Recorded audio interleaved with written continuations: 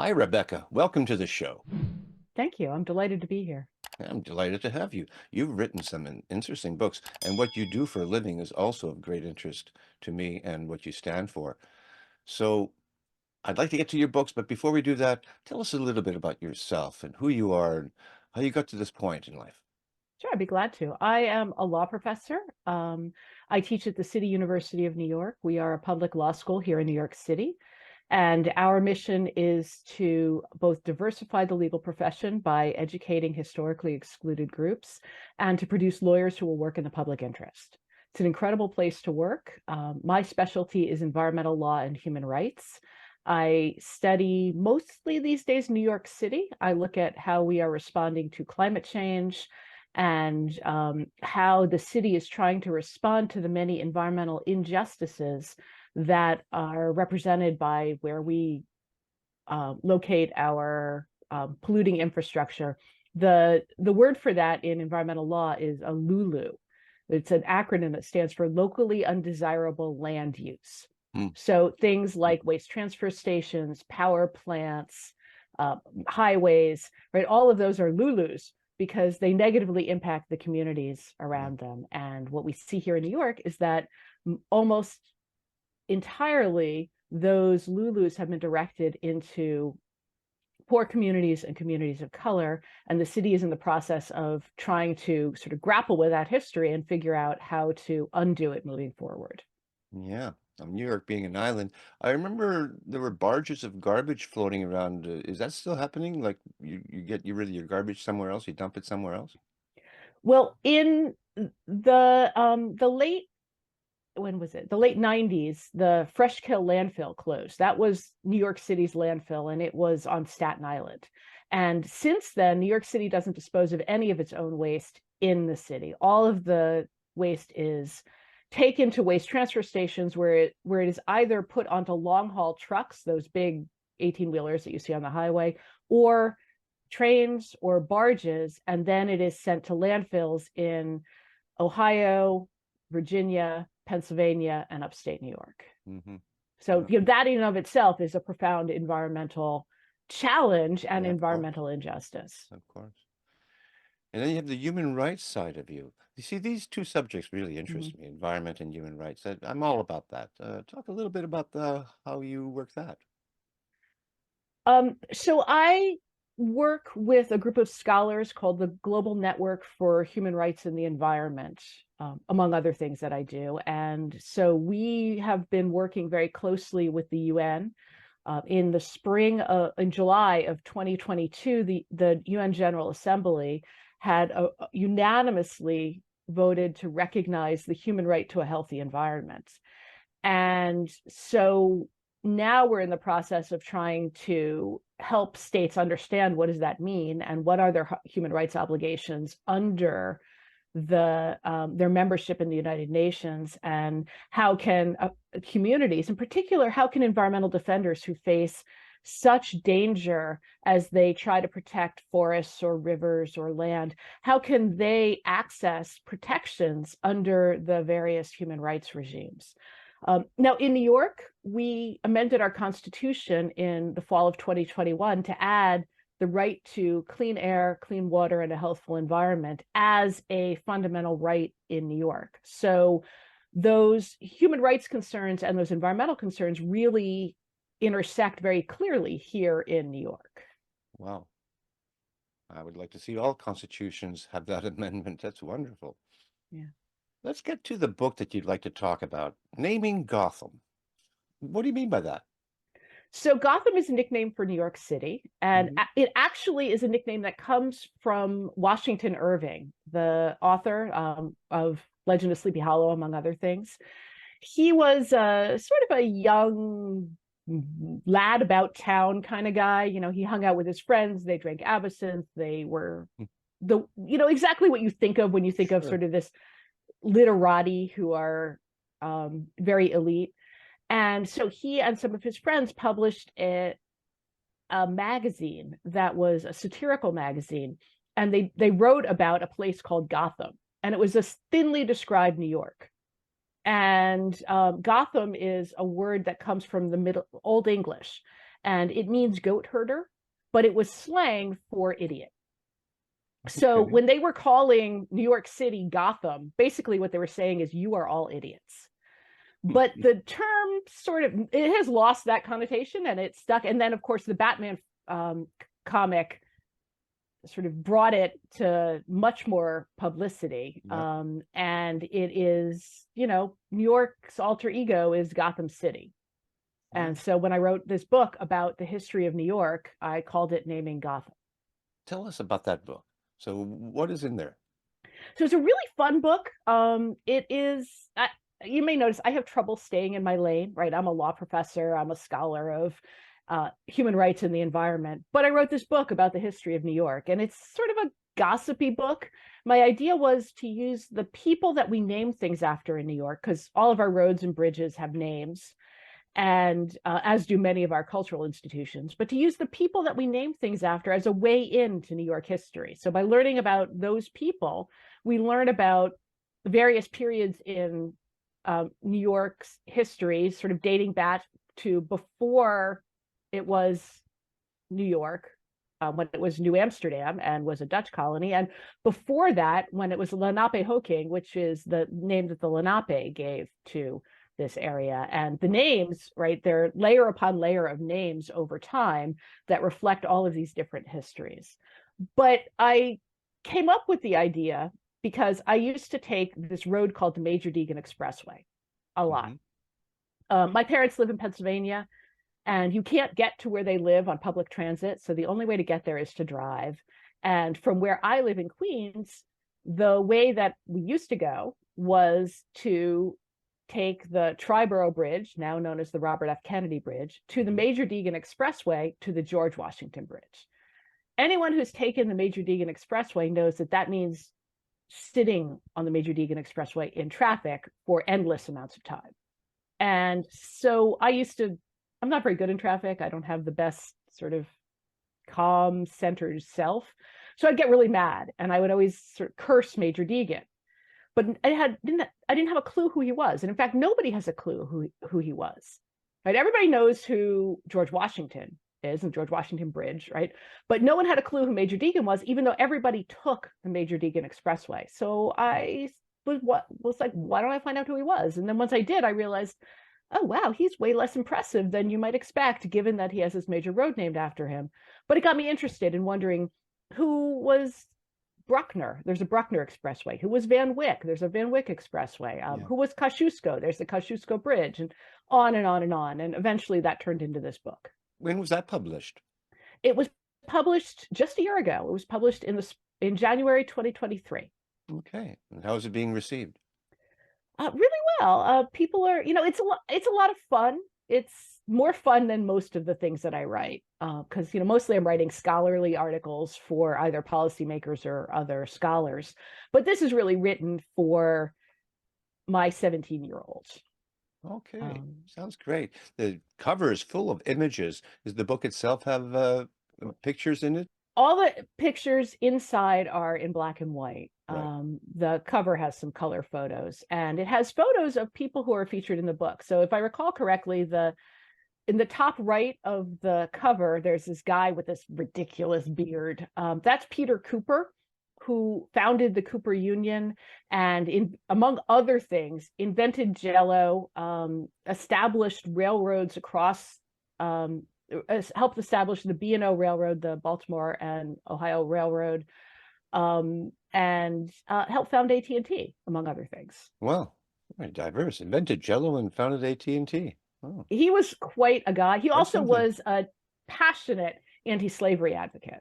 Okay. And he offered up the new school that he had just opened, Cooper Union, to Abraham Lincoln to give a speech when he was running for president. And Lincoln always said that the speech that he gave at Cooper Union, along with the photo that Matthew Brady took of him that same day, was what made him president. Okay. Oh, okay. Cool. Something that I've been curious about, and I'm going to ask you, it may not have anything to do with your book, but New York City has been called a sanctuary city. I'm not entirely sure what that means. What it means is that by law, the police and the hospitals cannot involve INS when they are, or immigration services when they are treating people. So anyone can report a crime to the police and get sort of resolution and protection without worrying that their lack of immigration status is going to get in the way. Same thing for hospitals. Every hospital must treat people who show up regardless of what their immigration status is. So, it's that dividing line between social services that keep people safe and healthy and the immigration policies that make the city a sanctuary city. Okay. Yeah. The feeling I had when I went to New Mhm. York between 79 and 83, and I went every summer and I spent 6 weeks there easily, Mhm. is that as big as it is, it feels small. It feels like a community. Have you heard people say that? Yeah, well, we always say that New York, New York is a series of neighborhoods, Mm, and it is a very large city. It's the largest city in the United States by a lot, a population of over 8 million people. But many, many people don't really leave their neighborhoods because your grocery stores down the street, the restaurants you like, the bar you like, your school, all of that is often in relatively close proximity. So it can feel like a neighborhood. yeah, It really depends where you are. It can also be a very big alienating place, but most people are quite nice and friendly. Tourists, when they come here, they're always like, oh, I asked someone for directions and they gave them to me. yeah, It's like, yeah, we're friendly and we're just busy. sure. Of Like course when you are. people are walking down the street, it's because they're going somewhere. They don't have time to stop and chat. But if you need help, people will help you. Yeah. Hmm. Well, New York is well known around the world. It's got the Statue of Liberty welcoming immigrants. My family, I Mhm. myself included, came to this country, but there was th talk about going to the United States. My father chose Canada, but New York welcomes the immigrants, and that leads, of course, to the previous question about sanctuary Yeah. cities. So New York is really an all-inclusive place, very liberal, but at the same time not too liberal. I mean, it can have its conservative time slant as Well, well. the great thing about New York City is whoever you are and whatever you care about and like to do, there's room for you here. Yeah. And that's for me what I love about this city is that there is space for everybody here. And the best thing is everybody brings their food. And so we have this incredible array of um, food cuisines from various parts of the Yeah. world. And then we have this incredible intersection where you have crossover cuisines and people are cooking, like Thai Colombian or, just this incredible cross fertilization that leads to all kinds of really new, exciting things. Absolutely. I spent 40 years in Toronto after I graduated college in Montreal, and they like to call themselves the Little Apple, modeling themselves after New York the best they can, because you just described Toronto, but on a much smaller scale. Toronto's a nice city. Yeah. So how long is this book, Naming Gotham? About maybe about 200 pages.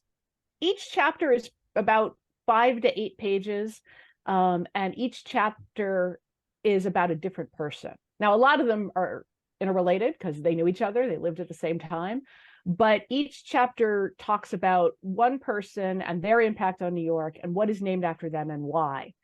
And it also raises questions about, well, who gets to decide what counts as history and who gets to name things? Because until Yeah. fairly recently, there was very little that was named for women or named for people of color. And that is changing, and it's changing pretty rapidly. But that is also part of the story. Okay, good. Yeah, you brought it all together. And what's your demographic? Who are you aiming this book for?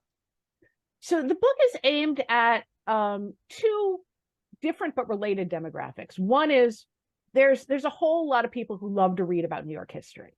And there are many, many books about that. So this book is it's for them as sort of a palate cleanser, a fun kind of gossipy thing to read in between serious tomes and biographies.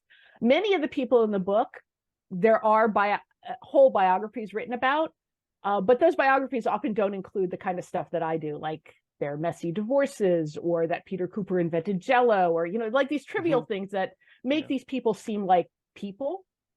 The other audience is really tourists, people who come to the city and want to know something about it, but don't really want to, read scholarship. They don't want to read history books. They just want to learn fun facts. They want to learn, sort of have a feel for the history of the city. And this book does that. Okay. Is your book available in places other than online, like perhaps in New York, some bookstores there? Yeah, it's available in a lot of bookstores in New York City. It's available at the New York City Historical Society and some museums. I never know exactly which museums have it. You can get it at Barnes and Noble, Okay. at Union Square.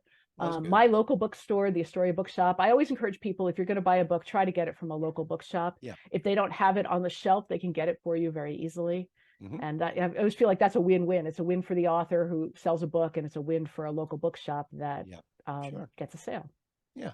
I mean, I was thinking about those um, people who coming to visit New York, and Mhm. they can buy the book right away if they just happen to go into a bookstore and see it. So it could be an Or they instantaneous can way. buy it beforehand and bring it with them and Sure, they could read do it that as as they well. go. Yes, exactly. And Yeah. I have actually seen people doing that. It's really fun. Okay. That's great. I'm going to switch over to another book that we talked about in the pre-chat that you'd like to talk about. Environmental Justice, Law, Policy, and Regulation. So that is a textbook that I wrote with three co-authors. It is used in law schools and universities across the country. It's the sort of single most used textbook about environmental justice. And let me just tell you what environmental justice is, because that's a term of art.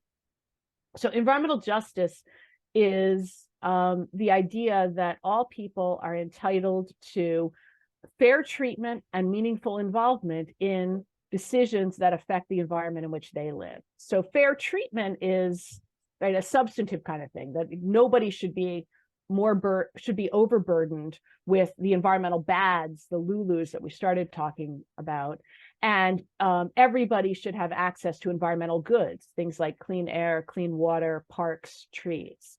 So that's the fair treatment part. And then meaningful involvement is that people have a right to speak for themselves, and they have a right to be heard by government actors that are making decisions that affect them. So that is about the right to participate meaningfully in decision-making processes. So Okay. what the book does is it sort of walks through what law there is. There's not a lot of law in the United States about environmental justice. Most of it is policy or regulation. And so the book tries to sort of lay out how this field of law works Hmm. and teach students. Okay. Promise you, I'm not going to get into politics. I will ask Yeah. you that there is pushback against this thinking that you have. Do you see this as an uphill battle? Everything is an uphill battle all the time. Yeah, yes and no. I think pretty much everybody agrees that nobody should breathe air that's making them sick, right? Nobody should drink water that is toxic. But the challenge is, how do you go from what we have now to what everybody agrees should be? Hmm. And that's where people disagree. Yeah. Um, and people disagree what the role of the government should be in that, what the role of the market should be in that, how much equality and fairness should be part of that discussion as opposed to efficiency. I mean, that's I think where you see the disagreement, not on the principles, the idea that no child should get sick from breathing. Yeah, exactly. Yeah. You Yeah. want to talk about your website a bit? Sure. So, like I said, I'm a law professor and I'm a scholar of human rights and the environment, but I cosplay a historian and I write about the history of New York. I also partner very closely with a super talented comic artist, and we've made a series of comic books about environmental justice. It's called the Environmental Justice Chronicles. They are on my website, and there are three books: Maya's Lot, Bina's Plant, and Troops Run. They're all about the fictional town of Forestville, which, if you look closely, resembles New York a lot. But it could be any place where people are struggling with these deep challenges about how to make sure that everybody has access to the same kind of safe, healthy environment. And they're fun. They're beautifully illustrated. The artist is really, really talented, and they're standalone stories. So they're used for teaching, but they're also just fun to read because they're real comic stories. And we've used them in schools across New York City, high schools and middle schools. People have adopted them in college classrooms and law school classrooms. They've been used around the world, actually. And in 2023, EPA gave us an award for them, the Clean Air Excellence Award for education and outreach. And so that Wonderful. was really exciting. I don't remember if I mentioned this, but the books are available from the website for free download for any non profit or educational use. So Okay. everybody is free to download them. You can use them as you will. You just can't use them in a commercial fashion. And if you do use them, I would really love to hear from anybody who uses them, because we're always trying to measure the reach of the books. Great. Well, I'll be checking that out for sure. That sounds really good. Oh, can I add one other thing? Oh, please There's do. also we all the same artist and I, a guy named Charlie LaGreca Velasco, super talented guy. He and I also have a project that we're working on with the United Nations environmental program to make much shorter comics. They're like 5-6 page comics that tell stories about environmental defenders around the world, people who are risking their lives to try to protect forests and rivers and land from pollution and degradation. So that series is also available from my website. You also can find it on the UN Environmental the UN Environmental Program website. The name for the series is Earth Defenders. So far, there are 3 that are publicly available. One is set in Kenya, tells about the Sangwar people. One is set in Bangladesh, and one is set in Okay. Cambodia. Yeah. And then the 4th book is set in Colombia, and that will be available very, very soon. We're just about done with it. Wow, that's great.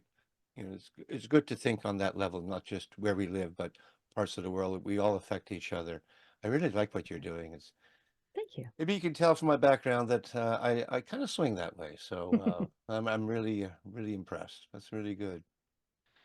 So we talked about your website. We talked about these 2 books, and you have written other books. Do you want to have a brief mention of those as well? They are probably not of interest to your listeners, but you Okay. never know. Okay. So they're called things like transboundary harm in international law, and that is a study of the emergence of international environmental law from a dispute between the United States and Canada, actually, over pollution from the Trail Smelter arbitration in Trail, British Columbia. And that was the first international dispute that Canada handled on its own as an independent country. And it set a principle in international law, drawing from British common law and the law of nuisance, which is the idea that you have to use your land in a fashion that doesn't interfere with the other people's ability to use their own land. Well, that got extrapolated to countries. So a country can't use its land in a fashion that causes environmental burdens on other countries. And that's the Trail Smelter principle. And that was the birth of international environmental law in the 1940s. Okay. I think some people may be interested in that. That sounds really good. Naming Gotham is my most recent book, and it's the one that I'm really out talking about the most. And it's really a sort of a passion project of mine. It's Hmm. not my job. It's just I just love New York City. I love history, and I love helping people see the city on a really human scale through the lives of people. And I think it helps people see how they can make a difference in their own world, in their own town, in their own city, when they see how people really have made a difference. I mean, some of them for good, some of them for ill. The subtitle of the book, right? The book is Naming Gotham. The subtitle is The Villains, Rogues, and Heroes Behind New York Place Names. And there are definitely villains as well as heroes. I'm going to take that as a pitch. I won't ask you to do it. You've already done it. It's wonderful. Do you have any last words before we wrap up? um I don't know. Thank you. It's really been a pleasure talking with you, Mhm. and I hope people find our video and listen. And what I really encourage people is, I would love you to read my book. Don't feel like you need to buy it. Ask your library for it. I really want people to read it more than I care about selling it, but use it to think about your own city. Yeah. Ask yourself as you walk down the street and you walk past a building named after somebody or a street named after somebody, ask yourself, I wonder who that was, and then go find out. And that way you will have a much deeper connection to the place that you live, and and really get a sense for how your town or city got to be what it is. Yeah. I live in a small town, and the street I live on um, sounded like a person's name, and it is. And that person has some historical relevance to this town. I haven't quite looked into what it Mhm. means, but yeah, everything means something. You're right. And it's really interesting too. It is. It It makes your is. world more interesting. It is. Well, I don't think any streets will be named after me, but that would be cool if it Me was. neither. That's okay. Okay. It was a pleasure speaking with you today, Rebecca. I really enjoyed it. Thank you All so right. much. You take care. Bye-bye. You too.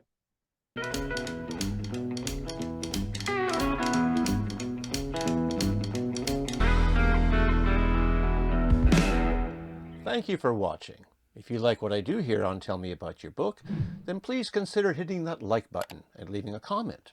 You could also subscribe and ring that bell because I release 2 episodes per week, one on Wednesdays and one on Saturdays. And if you are an author, I would love to hear from you. Until such time, keep on writing and be kind to one another.